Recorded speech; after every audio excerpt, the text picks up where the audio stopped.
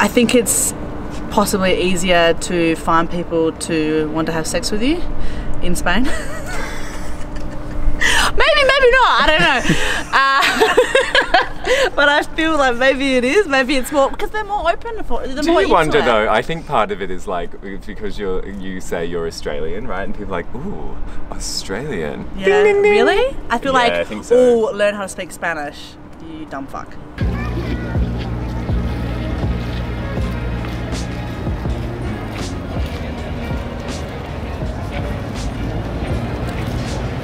Welcome to our first vlog, which is going to be all about sex and dating. Okay, I was gonna say sex in the city, but we can also talk about dating, Dave. If you want to talk about dating in the city. Yeah.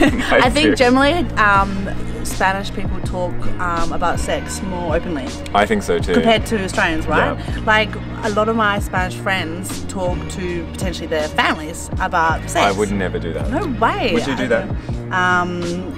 Never. Maybe my sister or whatever, but it's really uncommon, I would think, in Australia to talk about it, and in Spain it seems quite normal. I mean, over dinner or having a drink, you're going to be talking about sex, especially potentially in Madrid. I don't know about the areas that are further remote in Spain, but in Madrid, we don't go there. No, we don't.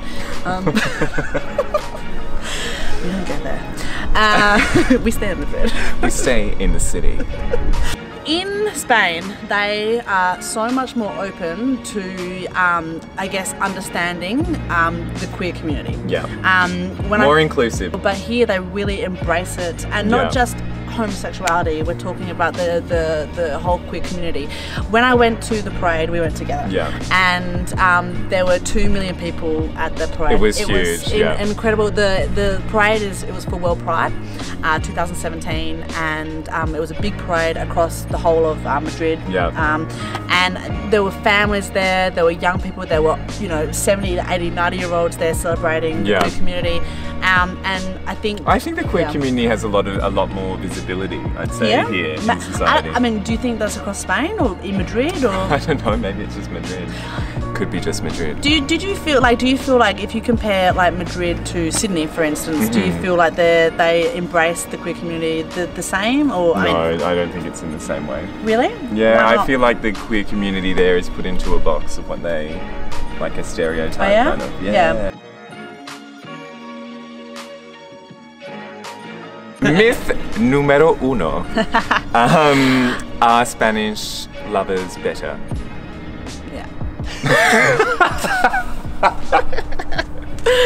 For sure. That one's true. For sure. That one's yeah. Myth número 2. Are they better flirters?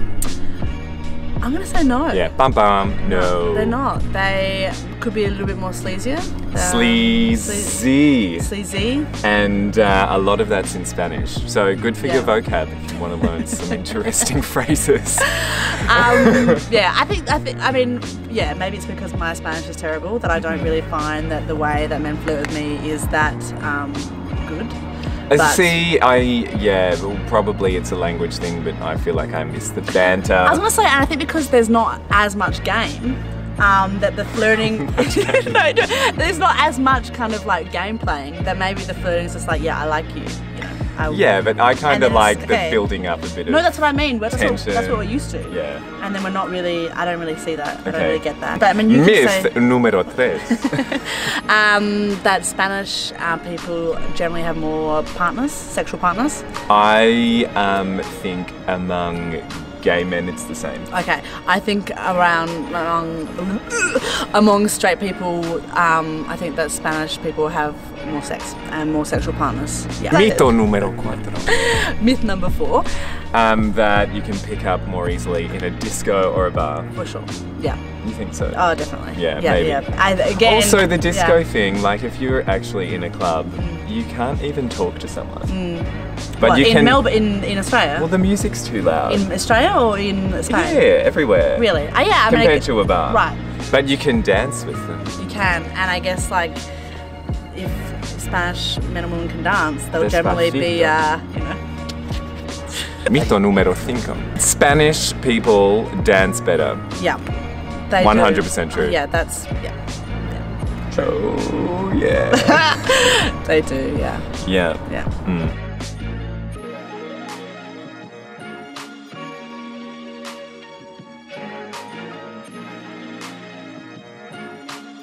I feel really bad because we're being really mean to like the rest of the Anglo-Saxon world. Oh no, we're not. Okay. No, we're not. No, just like better lovers, better dancers. They're just better generally in all the kind of. So they're better at everything except flirting. Really similar to Australia. If you want to pick up on the weekend, you go to a bar or a discotheque. I mean, discotheque, which we would say club. It's a club, right? But I think bars are more common in Australia. Bars and pubs and discotheques. Do you know why that is? I'm going to relate this back to the game. Because in a bar, you can use your Anglo-Saxon flirting skills that the Spanish don't have. In the club, you can use the Spanish dancing skills that the Anglos don't have. Mobile phone applications. Tinder is pretty big here.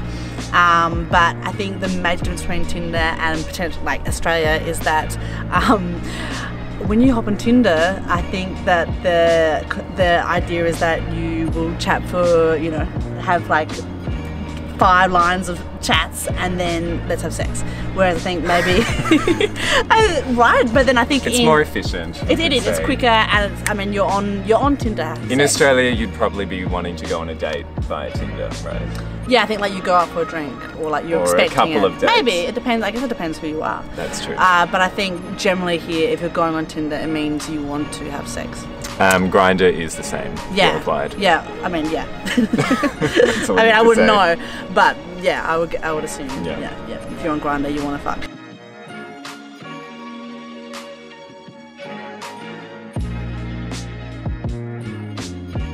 So, talking about dating, going on a date, is it the same in Spain? Pretty much. It would depend. A drink. A drink. Would you go a wine, perhaps? A wine. Or a beer? Or one of those small cana things, what are they called? The little Caña. one? Caña. I should know that, but I don't. Caña is like a small beer. So it is the same? It's similar, Until you finish your drink. And then they say, I love you. No. I mean, yeah. I think that the art of dating has disappeared all over the world. Maybe I'm wrong, but I don't think match with someone on the internet, go for a drink. Right, but or go to the house straight away. Go home. Do you know what I mean? Yeah, or not even have a drink. Just have a vino at home in the house, But yeah, definitely the dating, like I think it moves quicker here. Yeah. Like you're holding hands by the end of the first date maybe.